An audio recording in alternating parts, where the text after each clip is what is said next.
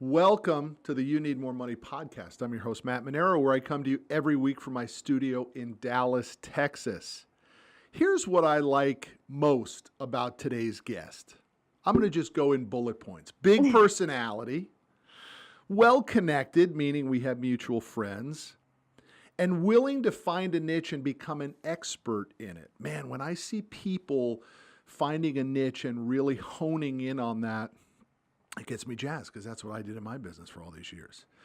But her niche is called the career experiment under the quotations of because life is too short to hate your job. Boy, do I like that quote. I particularly like her latest project called the 1 Year Career. That's why I invited her to be on today's podcast. Welcome, Baily Hancock, to the show. Thank you so much. Happy to be here. Awesome. Listen, I really mean what I'm saying about this 1 year career thing. It's not supposed to be something that employers would want to embrace, right? It sounds more in line with the employee, but I am of the opinion that the employee-employer relationship is going through the greatest transformation in the history of it, and it will never be the same. And I'm an employer of 30 employees, so I'm an employer. And so I really want to get into this with you because I think you and I are going to be on the absolute same page. I wrote about it in my book, You Need More Money, and I think you and I are both onto something that most people are not onto. So let's get into it here. Here's where I'd like to start though, Baily. You have a quote, when I was doing my research on you have a quote that says, people described you as this, a very bright student, but talks to the classmates too much. Not hard for me to believe. Take me back. Where was this happening? What's the town? What's the state? All of this. Bring me back to the beginnings of you. Oh gosh. Yeah, that was pretty much on my report card solidly every year of elementary school, back when, they still commented on things like talking to classmates too much. I came from a tiny little town called Sebastian, Florida. There's 15,000 people. It's a beautiful little coastal town on the east coast of Florida. Whereabouts on the East Coast? Like where? Directly between Jacksonville and Miami. So 3 hours south of Jacksonville, 3 hours north of Miami. So where, like Vero Beach-ish? Around exactly, Vero Beach, same county. Okay. I usually go to Vero next when people look at me sideways like, what's Sebastian? But it's a great place to be born and to die and not a lot in between. So yeah, I was always this energetic, curious, kid that just was insatiable for both extracurricular activities and making friends. I was the kid on the playground that was like trying to have a Goosebumps book club, in like fourth grade, and just always planning things and organizing people and working with others has been the through line of my entire life. And it definitely started all the way back in elementary school. And then what? Give me the transformation though. So how does Sebastian, Florida, where do we go from there? How do we get to LA? Yeah, I went off to college. I went to University of Florida, got my undergrad there. I was a couple years older than Tim Tebow. So college football fans know that meant I had a really good 4 years of college. Yeah, no doubt. All we did was win. It was a great time. University of Florida is an incredible school.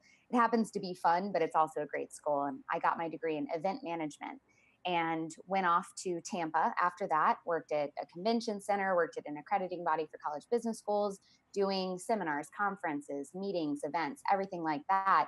But I happened to come out of undergrad right at the height of the Great Recession. I graduated in 2007. And so that kind of has informed the way that I've approached careers, because I was thrown into this workforce and about a year later, that's when everything kind of went to hell. So I've never fully known a stable job economy and job market.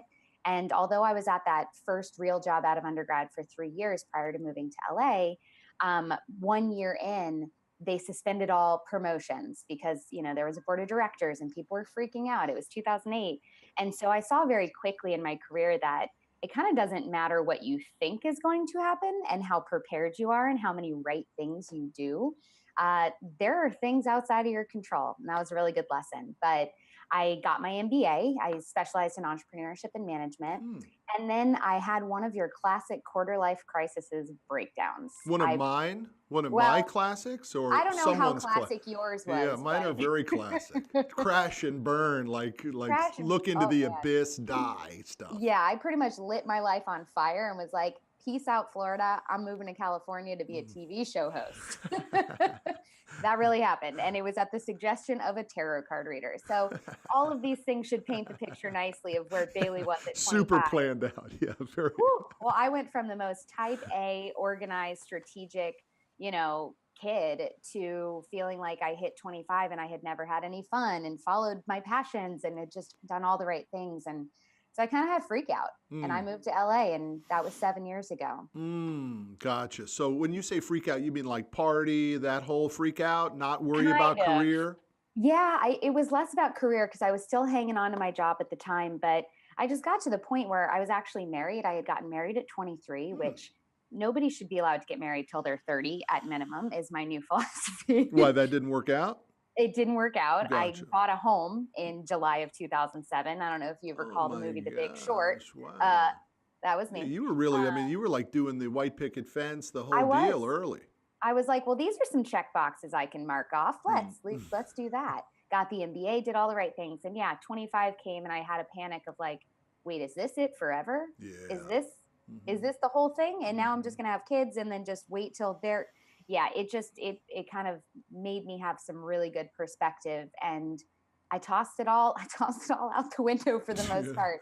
Yeah. I mean, and bless the ex-husband. He was he understood What to do you an mean extent, but that was your doing? You were like, listen, I made a mistake. I know it's going to hurt you, but it's not going to, we're not going to finish together kind of thing. yeah, I think I got to the point where I was like, I don't think this life that I so carefully laid out for myself is Ooh. the one that I actually want. And this is a thing I want to bring up because this happens to a lot of people. And I think less so in LA where I live now because everybody is just kind of this dreamer, crazy person that follows their heart. But in Florida, for sure, that's the path, right? You like date somebody in college, you marry them after college, you have some kids, you buy the house, da da da da, and then what happens? And those are decisions generally made by our 17, 18-year-old selves Yeah, for the rest of our lives. totally. Yep. That girl doesn't know anything about what this version of me Yeah. would possibly want or need. So I think that's an important thing for younger people to hear, is that you should not only can't you, but you shouldn't attempt to figure out your whole life going off to college and then make decisions that are going to lock you into things from there. You got to explore. So here's what's a little weird about our conversation today. So you graduated college in 2007. I graduated college in 1991. So we are definitely from two different generations. You look great. Oh, that's nice of you to say. I'm going to kill these guys for the lighting in this studio. It's like bouncing off my bald spot. It drives me crazy. I tell my wife I'm getting the plugs, and she's like, "You're not getting the plugs." I'm like, "I'm getting the plugs. One day I'm going to get the plugs." You gotta make yourself happy, man. That is nice of you to say, but boy, I feel it at 48 some days. But anyway, what's weird about it is that we do come from two different generations, right? Yours is coming out of this recession, which I think changed people's perspective of the workplace completely, and mine is really kind of an old school. Lots of people were caring about the big company name on the business card and all that stuff. But over the last 23 years in being in business for myself and building a pretty good sized business, I think you and I are 100% on the same page about what the work environment looks like right now. And so that really kind of brings me to your new project, this 1 year career, which I'm crazy about the tagline because I believe the exact same thing. Now, an employer shouldn't believe this. The employer should be looking for lifelong employees, and I don't. And I encourage my employees to tap into what it is that they're supposed to do. And if my company plays a part in that during that journey, then aren't we going to have a good ride for 6 months, a year, 2 years, 3 years? Because here's what I learned a couple of years ago, Baily. When I began to study the resumes that we would get and the performance of our 2 and 3 and 4 year tenured employees, I began to match the two of them up and realize that most people burn out. after 2 or 3 or 4 years. And so their sales or their results or their enthusiasm can spike and they can do very well. And then it's going to plateau. And plateau for me is death, right? You're either growing or dying. Absolutely. Agree. And so we begin to see that. And then if you overlay that thought process onto the resumes and you're like, well, wait a minute, everybody's leaving after 2, 3, 4 years. Yeah. So why the idea that they're going to last forever doesn't exist anymore? No. And the sooner, I said to myself, the sooner I stop fighting and pushing that rock up the hill and completely pivot and change, the better I think we're going to have a great company. Absolutely. And that's what we did. We did that. We call it the torch around here, where we literally burned everything and got back to company culture and mission statement a couple of years ago. And that's what I really want to dig in with you. How did this epiphany come to you, this 1-year career mindset, thought process, and now course and program? How did this come to you? Well, and just to clarify, so when I say 1-year career, it's different for everybody what that means. It doesn't by any means mean that after a year you should quit your job and get a whole new one. That is not sustainable. I have done that. It is not a good way to spend your life. My bad. Thank you for clarifying that. No, My but bad. that's okay, because for some people, it's less about looking at your career in 1-year increments. It's more about deciding to move forward in your career with the 1-year career philosophy in mind, which is make big moves with small steps. And so I chose the year time frame because you can get a lot done in your life in 1 year, but it's also a quick amount of time. I mean, the fact that we're in 2018 is mind-boggling to me. Mm-hmm. I think somewhere in my brain, I'm in 2015, maybe Mm-hmm. July of 2015. Mm-hmm. So I recognize how quickly years go by. And I also love working in quarter systems. That's my leftover corporate days of Q1 goals and KPIs and all that stuff. And so the whole 1-year career philosophy is a lot of what you've said. It's leveraging the fact that people don't stay at companies for 40 years anymore and get their gold watch. That's what I thought I was getting into when I graduated college. I was prepared for that life because that's how they prepare you in school. And then it just disappeared almost right in front of my eyes within 1 year of being an adult in the workforce. And so throughout the last 12 or so years of my life, I have kind of started to realize just with myself that I'm really fantastic for a company for like 2 to 3 years, because that's when you're still bringing all of your enthusiasm, your energy, your excitement, your fresh perspective, which cannot be overstated. Like having an employee that is not entrenched in your day-to-day struggles as a business is such a fantastic situation, because they're coming in from the outside with fresh eyeballs and, innovative ideas to help solve problems that your team might have, knocked around a bunch and couldn't come to. So there's a lot of benefits from an employer perspective, and you hit a few of them on the head for why embracing this philosophy just makes sense. I'm really glad you clarified, because I think my setup was a little bit jaded in that, we're good together for a year and then I don't care what happens. Yeah, You're right about that, though. But most employers never look at the relationship, employer-employee relationship like that. And I'm hoping that starts to change. I love Reid Hoffman, the founder of LinkedIn. I think says it very well. LinkedIn only puts together 6 months or 12 months employment contracts, and he believes that that's the period of time that you can work at full pace, full throttle, and engage and enjoy. And then reevaluate 6 or 12 months later and say, hey, did we enjoy the last 6 or 12? Oh, you want to do it again? Should we try again? Let's write it down again. Matt, I say that relationships you have to commit to, right? Like you eventually settle down. Most likely, most of us do. I've remarried. This one's going very well, in case you're curious. I think this one's going to last. But careers are the only thing you never have to fully commit to anymore. So I say be a career floozy. Go try a bunch of stuff. Like have a good time. When you're not having fun or learning anymore and you're really not giving your best to a company and you're not getting their best anymore, that's okay. Say good game and move on to something else, because that's going to be what continues to re-energize and refresh both companies and employees' individual career paths. Well, my gig is always about money, though, right? I am a money-driven guy. I am not afraid to say that I have traded a lot of happiness for money. I've never sold my will or my soul or my character for money, ever. But I'm interested in making money. Mm-hmm. And I do think that people who jump around, unless they have built a book of business and they're jumping around with that book of business to new company, it is hard for them to get their hands around their money situation. They may get their hands around their happiness situation, but they still might be financially broke in chasing this never-ending dream of pure bliss of the workplace. What is your opinion of what I just said there? So I think you're right for some industries and for some roles, but I think you're actually completely wrong on some others, which, That's hey, you win awesome. some, you lose I some. love it. But these are all recent findings though. So to be fair, we're just starting to see both the benefits and the downsides of kind of this job hopping culture, Yeah. right? That's definitely emerged in the last 5 to 10 years. Great. Yep. There was a great article in Fast Company, and it was something like your likelihood of making more money decreases by 50% if you stay in a job longer than 3 years, something like that. And the thought behind it is that, you know, what happens. You get in a company, you get in a groove, whether they have like a standard promotional strategy in place. Where my first job out of undergrad, the one that suspended all promotions, had a lovely at 2 years, every 2 years without fail, unless you really screwed up, you were getting promoted, you were getting a raise, you were getting a new title. My 2 years came like 2 weeks after they suspended promotions.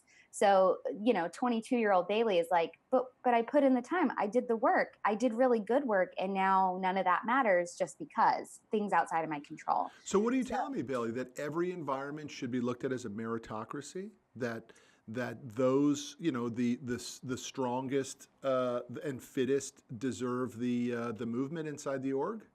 Yeah, I am saying that. Yeah, man, now we're on the right page. Now we're talking. My world is a meritocracy, period. I mean, that sucked the joy and For excitement sure. and motivation right out of me at such an early age, because suddenly I saw that all of this hard work I had put in kind of didn't matter until it was gonna, some unforeseeable date in the future. It ended up being an additional year. Mhm. I actually left my job about a week after my 3-year anniversary and after my promotion. And it was like a little too late at that point, too little too late. So going back to this whole job hoppers don't make more money in the long run, what they're finding is that, you do get stuck in those grooves in a company, and you can end up just stagnating because you maybe just got a raise 6 months earlier. Why you're not getting another raise again. But when you strategically move through your career and you leverage your new title and your experience, and if you're really kicking ass at work, which you should be giving your all. They're paying you money. That is your lifeblood. Then you should have a stacked resume that you can then point to that are actionable things you've done at that company that make you a valuable person to hire. At which point you can leverage all of those things and increase your salary a little bit with every new job you take. So you end up moving up quicker and making more money quicker than if you stuck it out at one job for the long run. Yeah, everybody's so afraid of that, though. I mean, I have a friend, when I started my company in 95, so 23 years ago, busted ass broke. She would come through Dallas because they have a big apparel mart, right? The show every year in Dallas, and she was in the fashion business. And so she would come through Dallas, and I got to hang out with all her beautiful friends, and she would pick up the tab for dinner, and it was just like I couldn't wait for Andrea to come back. Does she need another friend? That sounds great. Well, and, that was a long time ago. That was 23 years ago, right? But anyway, and we're still friends today. But every time she would come through Dallas, she was with a new company. And I would say, what's the story? And she would say, I kicked ass. I busted my ass. I went in for a raise. They didn't give it to me. I left, took my book of business, and I went to the competition, and they paid me what I want. And then 9 months later, she'd come through Dallas again with a new company. She did the same thing. And that probably happened 5 or 6 times. And now she is a unbelievably high-powered fashion executive in New York City, and no one held it against her once. Yeah. This I job think your track hopper record speaks for you. Totally. This idea of, well, they're a job hopper. No, listen, we're hiring paid guns. Yeah. So don't be afraid of that. Especially in sales and things like that, where, companies just want a kick-ass salesperson. They want somebody that's going to be incredible. Sure. And they know that if you're moving around on your own volition, you're probably a high-priced item.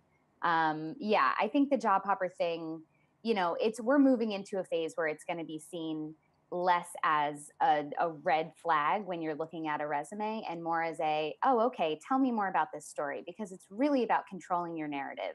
If you're going to be one of those people that leaves after 1 to 2 years, you bet your ass you're going to need to explain why and how to that hiring manager. I love it. My friend Bethany Williams, I quote her in my book. She says you need to be putting together your own annual report every year. 100%. That's And a huge part of the 1 year career philosophy. and literally make your presentation and do it, whether it's in a visual presentation, a PowerPoint presentation, but just don't go in there and say, I've been here long enough, it's time for a raise. Give me ROI, give me your reasons. If you don't get it, be prepared for plan B, which is later, Gator. Yeah. And if you're a high quality employee and you know it and you can back that up, you're going to have options. You can't just be a slacker and be like, I want to raise every 6 months. If I don't get it, I'm leaving. Like, first of all, it's not easy to get a new job over and over. Not only is it not easy, it's strenuous on your emotions. Like going through the job hopping process or the job search process sucks. It sucks so bad for the hiring manager and the employee. And so you really have to be somebody that has great connections that can help you bounce around if that's the way you want to do it. But I still, even with this job hopping mentality not being a negative thing, I still don't recommend doing it more than you really need to. You need to assess why you're leaving regularly. If it's all about chasing that paycheck, fine, that's a valid reason. But if it's, I don't know, I don't get along with my boss, I'm finding a new job, or I don't know, I'm just not challenged enough, I'm finding a new job. You have to start with you and figure out what you can fix about your own behavior and your own attitude before you can start blaming the company. So let's go there. Give me 2-3 things that you think everybody the check boxes they need to check before they can begin to say that the company's letting me down, right? They're not challenging me. Give me the 2 or 3 things that you say, hey, let's put your big boy, big girl pants on and get these boxes checked. I think it's getting real with yourself first and foremost. And what I have my workshop attendees do a lot is literally write down every single job they've ever had, write down the reason they took the job, like what were they excited about the night before their first day, and then what was the reason they finally left. And what we're looking for in that are patterns of behavior, right? So if they constantly take new jobs because they're bored at their last job, that's kind of a mini red flag for them. If they're constantly quitting jobs because of the same reason, another red flag. And so I always have my attendees and my people that I help coach look inward and think, okay, what's the real message behind what I'm telling myself here? If I'm always leaving because of my boss, perhaps I'm better off working for myself or working in a situation where I'm not micromanaged. Now, that's an external force, right? Like if you have a bunch of micromanaging bosses, that could be bad luck and it could actually be the case. But I would imagine that there's also an element of perhaps not being a good follower or not being able to take criticism or instruction. And there are definitely people that are like that. So it's making sure that the actual things you think are wrong are actually the problem. And that could even be in your personal life too. Some of the times when I was most unhappy in my work was when I had a really crappy boyfriend that was sucking the confidence right out of me, and I was just not my full self. He must have been in a band when you moved to California. You met the guy. He No, had the guy long hair. he was and a he was writer. same thing, So same difference. A creative type. There it is. exactly. Yeah, he was kind of miserable, and that made me miserable, which made me hate my job. And frankly, my job wasn't that bad. Yeah, cool. So That's get cool real. reflection. Yeah, Get that's real. cool. Yeah. Okay, so for me, I like to call that clarity. What was the term you refer to that first step that you just said? Is it you're saying getting real? I'm calling I think it clarity. I just said getting real with yourself. Yeah, taking a real hard look at the actual situation instead of what you've made up in your head about it. Awesome. How about number 2? What would you say the next step of evolution after that one might be? I think you really need to get clear again on what would actually make you happy then. I think when we list out all the things that we're not happy with about our current situation, then we just are able to flip it. We're like, fine, what's the opposite of that? What would make this not a thing that made me want to quit? You pretty much, before looking for a new job, you need to exercise all of your options there. I think being clear with yourself about the things that are actually making you unhappy and then attempting to fix those is for sure step 2. You need to put in all of the effort you can, because at the end of the day, you're in charge of your career. Nobody else is. Your manager isn't in charge of your happiness. They are in charge of running their team. They're in charge of making sure that everything happens the way it should. And yes, of course, they should also be professionally developing you to the best of their extent. But you're in charge of your life. So start to fix the things that you think you can actually fix. I like to say that I never looked at it that way, but I just wrote down. I'm taking copious notes here, but I wrote down fix your baggage. Fix that baggage. So much of it's psychological, you guys. It's funny. And then the third thing, and actually, I think it should probably be the first or second step, honestly, is having an open, honest, transparent conversation with your manager.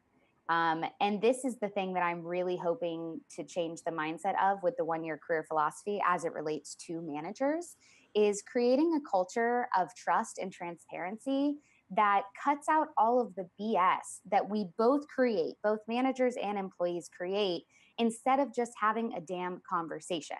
I think if we were all clear and on the same page with what we want to get out of the job, what they need to get out of us as an employee from the get go, and then continue to check in with one another, this whole like festering wound thing wouldn't happen where you're not suddenly ready to just flip your desk and quit.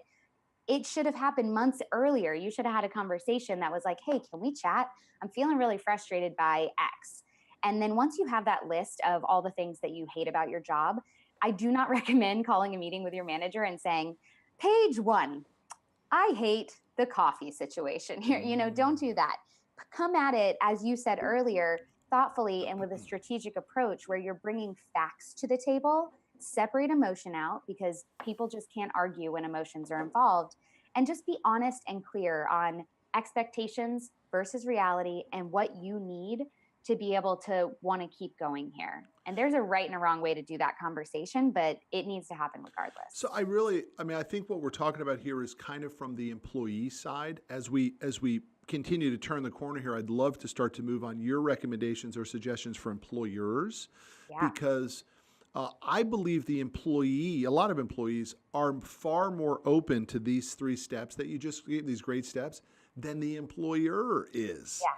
You're right. And the problem with being the employer is you may sense it, but you're not sure how to have that conversation. And so you're like, well, let me just sweep it under the carpet. Yeah. And I kind of sense it, but if I guess then I'm wrong, and maybe I open up a can of worms that I didn't need to Right. open You don't want up. to pick that scab Nice. for a nice visual this morning. Because you know what? You pick the scab, it leaves a scar. Yeah. And so you got to be careful about that. So let's turn the corner and go your expertise to the employer base that begins to create an environment that helps this. It is truly an openness and a transparency and a trust. So how do we change and turn these big ships that have been built for all these years? Well, so there's a few perspectives, right? I mean, if you're starting out as one of those big ships where things have been moving the way that they always have for a very long time, and I think what managers are starting to see in their own company cultures and their teams are not only, well, first and foremost, millennials are the largest demographic generation in the workforce now, which is crazy. It's good, and it's also presenting a ton of challenges for these traditional companies because millennial mindset is one that wants continued growth. They want the trust. They want value and brand mission alignment. They want opportunities to experiment a little bit and maybe work from different locations and have flexible hours, all of those things, because they know they're probably not making a lot of money. So those are the trade-offs, right? Those are the asks now. So for managers, they're starting to see this group of people come in, and not only are they expecting different things than they've had to give in the past to employees, but I'm finding that the millennial mindset is starting to infiltrate into the Gen X baby boomer mindset as well, where they're looking around being like, first they were annoyed with millennials, right? They're like, oh, these entitled millennials, all they want is more, more, more. Now I think they're starting to see, oh, these guys might be onto something. Like, I would like to have happiness in my job. I would like a flexible schedule. I would like the opportunity to go back and learn and have tuition reimbursement opportunities and yada, yada. So the millennial mindset is really what has kind of taken over, I think, the workforce. And that's why we're starting to see so much rapid change. So from a manager's perspective, I think if you're having to turn a big ship, like we talked about, then I think the first step, you can't single employees out. I think it's having a big conversation with your whole team so that regardless of where your individual employees are, it's not personal, right? Because to your point, like, we don't want to pick the scab if there's not a scab there. Like, we don't want to make a scar if we don't have to. So it's about setting the new tone, which, Matt, takes time, especially if the culture has been the same for 30, 40 years. That's going to be a big ship to turn, but you've got to start somewhere. So I think it's having those open conversations as a team and then individually to take the temperature of where everybody actually is right now. So I think that's a real takeaway for the audience on both sides of the fence, employee or employer. What I know for sure as an employer in this new environment, with whether it's millennial or Gen X, is, and you refer to it as setting the tone, I refer to it as company culture, core values, and mission statement. You have to be crystal clear on what you get when you come on board with us. You do. Or with that company. So is it a boiler room mentality? Is it a touchy-feely mentality? Is it an open door or a closed door mentality? Because then you can cast the net and attract those types of millennials or Gen X's that want what you offer. But this wishy-washy, I'm not exactly sure who we are or what we are, and we're just going to kind of keep our fingers crossed that maybe we can mold someone into what we want them to be. It does not work anymore. And it's not efficient. Picking is so hard for anyone, whether it's a company. How do you pick your spouse? That's why some people never get married. How do you pick your career? That's why some people float around. How do you pick your financial results? Because people are afraid if they fail, what are they going to do? So they don't even try. The greatest thing we ever did was pick our company culture and then become relentless to it. Freakazoids about 4 things. And I talk about it a number of different times so people can look it up. You can look on our website. You can see our mission statement and core values on our website. But I'm a freak about who we are and why we are who we are. And that's why we attract the kind of people that we do. And that's why when we let someone go, it's no longer this horrible ripping and tearing that it once was. It's just like, hey, we all tried. Didn't quite work out. We wish you the best of luck. And people leave. I used to throw a box at you when you left here, literally. And I would say, get your shit and get out. Here's your box. Right? And now cold. Listen, yes and no. Cold, or maybe I was doing them a favor. I just wasn't doing it in a humanistic and karmic way. But that you cannot have that anymore. That has to stop. Well, I think you're on the right track completely with being relentless about who you are, what you do, why you do, because when you're looking for a job, you can search for job title, you can search for department, you can search for industry. The thing that is the hardest to know before starting at a company is what the culture is going to be like. And usually in the interview process, everybody's lying to everybody, right? You're putting on your best show. Even when you're interviewing somebody, you're going to take them to the nicest conference room in the place. I had a good friend who went to go work for this surf apparel company, and all of her interviews were held in the most beautiful boardroom with an ocean view. There were surfboards hanging everywhere. She was like, oh my God, this place is so cool. She takes the job day one. They open up the door to where her office is going to be. It's a cubicle farm, a beige cubicle farm. They totally baited and switched her. And that's what happens a lot of times when you're looking as an employee for a job. You don't get to see what it would really be like. You don't get to try the pants on before you buy them. And from a manager's side, I think you are doing yourself the biggest disservice when you bait and switch, because you've just lied to your brand new employee. On day one, they saw it. Breaking one. Yeah. That is not the tone you want to be setting. I'll tell you the change we made. We do a 3-interview process here. The first interview is usually with that department head who's looking to hire. And I'll usually come in and just get a flavor for the person at that interview. The second interview is literally with every other person in our company. Smart. And the third interview is we give you 50 customer service surveys, and you'll get on the phone. I don't care what position you're being hired for, and you will call our customers and ask them on a scale of 1 to 5, did we return your phone call? Did you like doing business with us? Would you do business with us again? You get to see it all. And I say to the people, the thing you don't need to be worried about is who we are. You need to be worried about who you are and whether you want who we are. I would be willing to bet, too, that you will not have a situation of employees leaving your company after a year. Well, now it's much better. But in the beginning, when I thought everybody wanted what I wanted in life, which was just a shot. I mean, that's all I wanted. My whole life was just somebody give me a shot. I didn't get it. I had to go make it. But that's not it, man. People need more than that. It's not it for everybody. And the new millennials, too, I'd like your opinion on this. I think the greatest management skill you can have for the new millennials is to provide them career development, personal development, and leadership.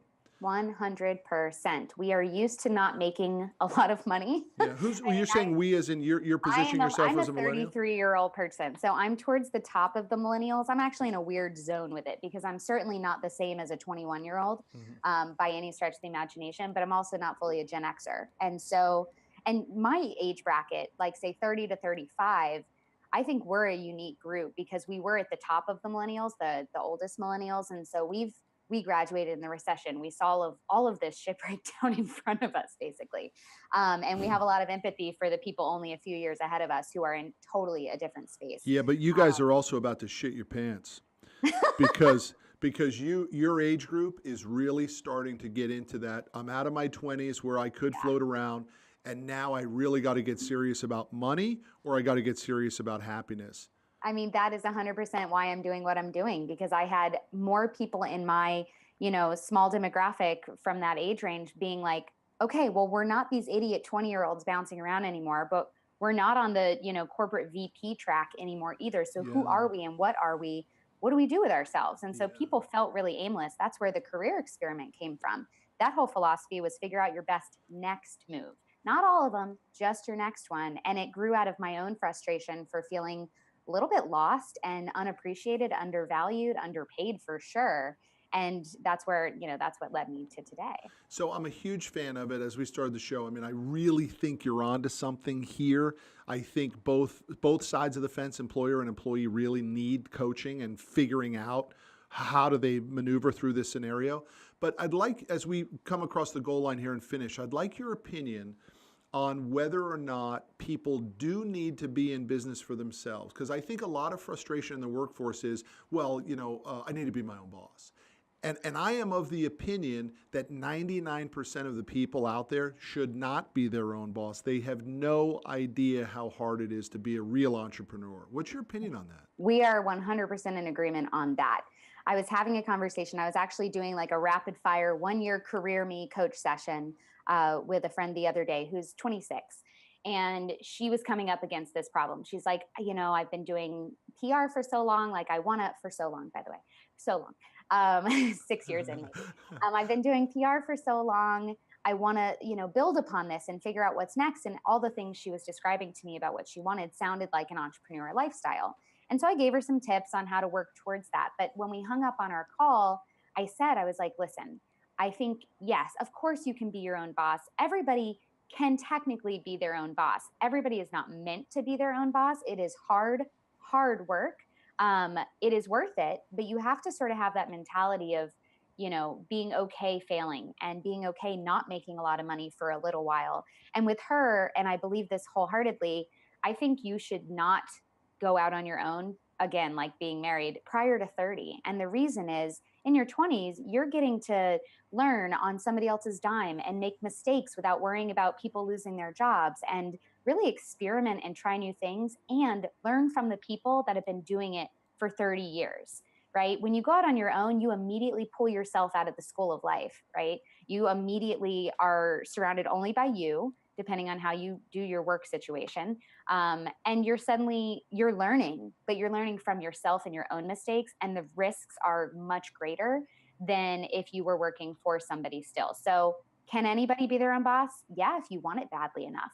Is everybody meant to be? God, no. And should people leave before 30 and start their own consultancy?